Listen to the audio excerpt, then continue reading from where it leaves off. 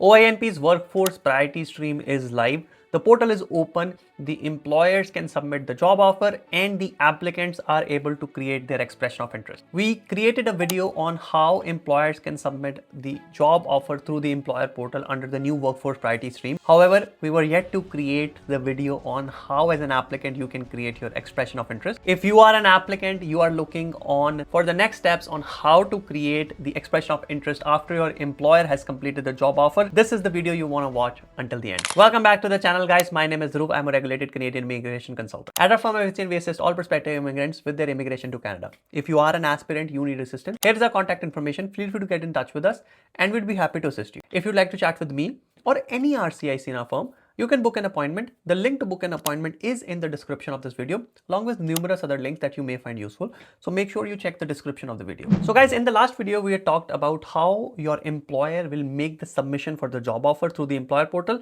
Once your employer hits the submit button, what happens is OINP sends you an email. The OINP registers the job offer and the applicant, that is you, get an email on the email address that your employer used when submitting the job offer through the employer portal. That email address you will receive an email on from OINP. Here on the screen, you can see this email. So here it says that your name and your employer name, and it says that your job offer has been submitted. If you wish to accept the job offer, there are 2 steps you must complete. Register an account in the OINP e-filing portal, register your expression of interest. Now guys, the first step, registering an account, I'm assuming you know how to do that. You go to OINP e-filing portal and you sign up for an account. The next step after that is for the account registration. They have given the instructions here as well as the enrollment number and the enrollment pin. So you would get 2 emails from OINP with the enrollment number and enrollment pin that you would use to register.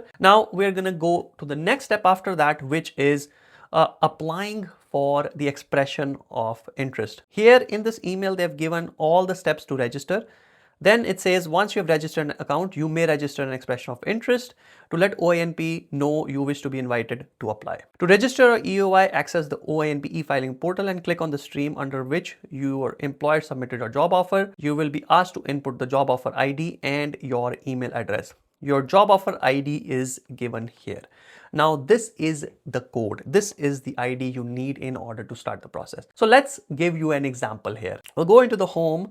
Now guys, your portal will look a little different, but over here, this is our internal portal. I'm going to give you an example on how to do stuff here. In your OINP's e-filing account, you will click on submit a new expression of interest and it will bring you to this page. Here on the screen, you can see the OINP e-filing portal, and over here, OINP tells you the first step is to select the correct stream under which you would like to apply. Now guys, it's very important that the stream that your employer has selected is what you select here. So you need to make sure your employer selects the correct stream that you intend to apply under. So we had done for the job offer submission 0 to 3. So we'll click on tier 0 to 3. It says that you won't be able to modify this later on. You'll have to withdraw and submit a new application under the appropriate stream later on. So we'll say yes, okay, I agree. Now we go to the job offer ID. Over here we have the job offer ID. So we'll copy this, we'll paste it here, and we'll put the email address. Now this email address should match the email address that your employer had added. So we'll continue it here. Now this process is important. This information is important for you to begin. So your employer needs to complete their step first before you can do anything from your end. So make sure you work with your employer to get to this point. Here we are at the screen where we can now get started with the expression of interest registration. On the screen, you can see registering an expression of interest. This is the general page and it talks about the general expression of interest system, the EOI selection pool, as well as the Ontario regulations that govern this. It also provides the link to the document checklist that you would need at a later date when you get invited to apply under the workforce priority stream. We click on next here. That's the first step, and you start filling in the information. Now guys, this information is pre-populated from what your employer filled in, your name, your surname.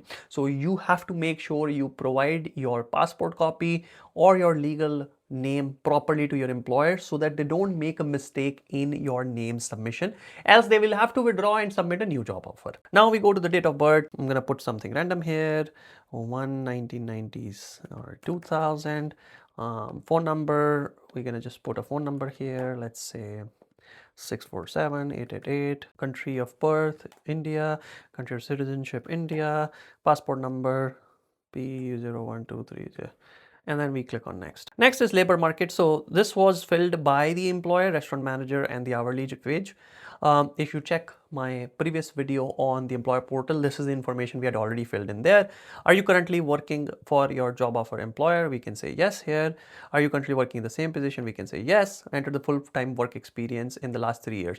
Now guys, this essentially awards you different points under the workforce priority stream. So let's say you've been working say 1 to 2 years, you select that, depending on how long you've been working with the employer. If you say no to this question, that you're not working with the job offer employer, you have to provide explanation as in what you are doing, and that may affect your eligibility for the workforce priority stream tier 0 to 3. Well, you still may stay eligible, but you would need more work experience in the same NOC code in order to qualify. So we'll say yes for the sake of this example and move on. Please choose from any of the following to indicate the duration of your work experience with your job offer employer. Now guys, over here, depending on how much work experience you have, you can select, say, in line with this, we can say 13 to 24 months with the job offer employer. Then we move on to please choose from the following option to indicate the duration of your work experience in Ontario, if any. Let's just say that we have 13 to 24 months as well. Now guys, basically these three questions are different even though they look very similar.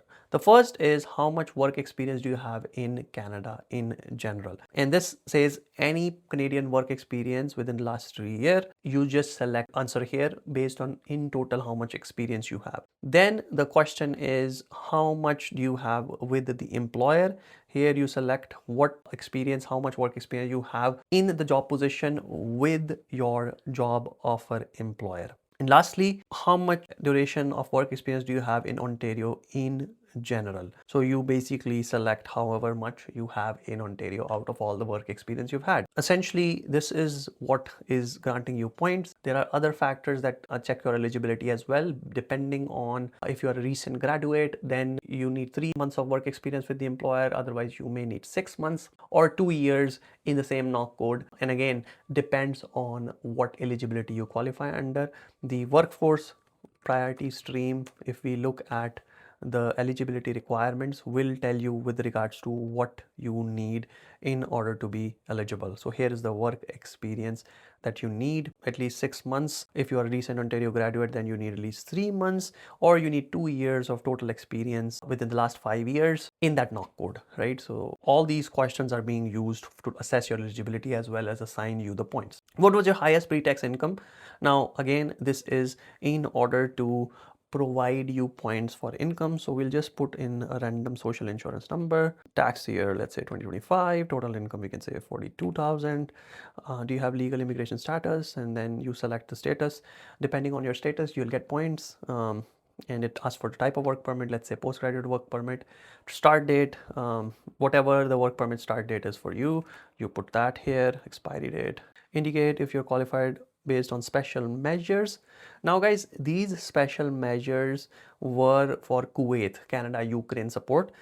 If you hold a PGWP, then you don't really need to answer this question. Client ID is optional. This is your UCI number. You can find your UCI number on your work permit and your study permit. So we'll just put some number here. Are you currently a member of the union? Let's say no. Do you have a valid express entry profile? Yes. Now if you say yes here, you will provide the profile information for express entry, and then you will be considered under the express pathway for OINP. A lot of people were asking how to get yourself considered under the express entry pathway for OINP. Well, this is where it makes the difference. You want to make sure you select express entry profile, having a valid express entry profile as yes.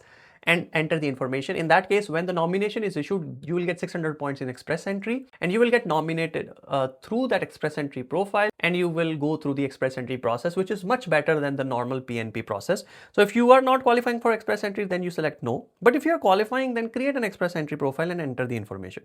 For now, we'll just leave it like this because for the sake of this example, to avoid any further making up of information. Now it talks about the educational credentials. So you'll put your educational credential information. So let's say I finished my studies December 2025. Education was, let's say, a master's degree, and field of study was, say, engineering. Country of education was Canada. Province or territory was Ontario. City was Waterloo. That's my favorite city in Canada. And the institute was University of Waterloo. Are you a recent graduate from an eligible Ontario institution who earned your credential within the last 3 years? We can say yes, because again, over here, I'm saying that we finished a master's degree in 2025, which falls in the last 3 years. So you say yes to this. Again, they have given the links to the appropriate pages. Very well done by OINP. They have given help and link for every question, which can make it very easy for you to fill. So it talks about where did you study. So in our case, it's Waterloo region in this example. Language test, so it asks about the language test. We can give our test results. So let's say, and you put your scores here. It automatically calculates the CLB, and you put the date of the language test. Let's say 01, 04, 2026, date of the test results. This is all on your test result. And then we go into the next. Where will your job offer be? Let's say just Waterloo, just to make it easier. Again, depending on where you're working, you select the region. So you can find the region through your postal code, what region you fall under.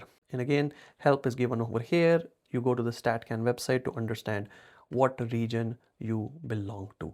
It's very easy, very simple. All you need to do is put your postal code. So if we do like a postal code here, I'll give you an example, and it says Central's division is Waterloo. Okay. All right, we go next, and then it gives you a confirmation. That's it. Now, based on all the answers that were given, it assigns you points. So for tier category, it assigned points. Broad occupation category, it has assigned points. For the knock code, it has assigned points which are not really relevant for the stream. Then for the wages, for work experience, points have been assigned. Now guys, here is the scoring table for this particular stream, and you can verify your scores from here. So for knock, tier is 0 because it's a manager position, 9 points. Broad occupation category in this case is 6, so we are getting 2 points for it. Then if we go to the hourly wage, you can see $30 to $35 is 10 points, so that's also good. Then we go on to the Ontario work experience. So for the Ontario work experience, it's very simple. It says that if you have had 13 to 24 months in the job offer position, you get 15 points. If you've had less than 6 months in the job offer position, then they score you on the basis of this scoring factor. But we had said that we had 13 to 24 months in the job offer positions. You get the higher benefit here, which is 15 points. Next is Canadian income. Now for Canadian income, we said that we had 42,000, so we get 4 points here. Then we go to the worker status in Canada. So with valid work permit, we get 10 points. Education is again straightforward. Master's degree is 8 points, as we can see here. Number of Canadian credentials, we only said we have a master's degree. If you had added multiple credentials in Canada in the education section, you would have gotten extra points, but we got 5 points for that.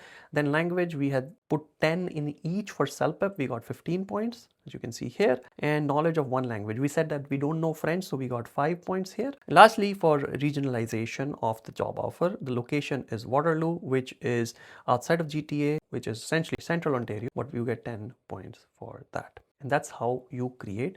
Now all you need to do is click next, and from here you will put your legal name, your date of birth, and your name in the signature box to hit submit. Once you hit submit, your EOI will be submitted and registered. Once you have hit submit and your EOI is submitted, you will stay in the Ontario's expression of interest system. That means whenever Ontario does a draw and they're looking for your NOC, if you fall into that draw bucket, you meet the cutoff, you will receive an invitation to apply. Very similar to what was the process before. You will get an email, and then you will have 17 days in order to submit your application. Your employer has to do a step where they have to apply for approval of the employment position from their end, and then you have to submit your full application for OINP nomination.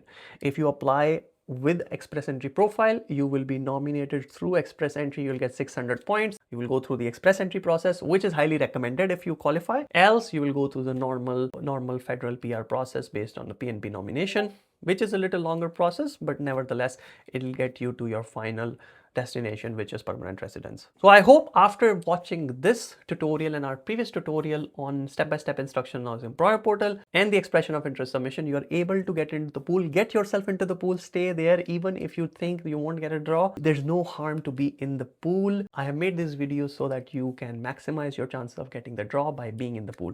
Now again, based on scoring factors, you can improve your score by improving English, improving wages, changing your NOC code, etc, etc.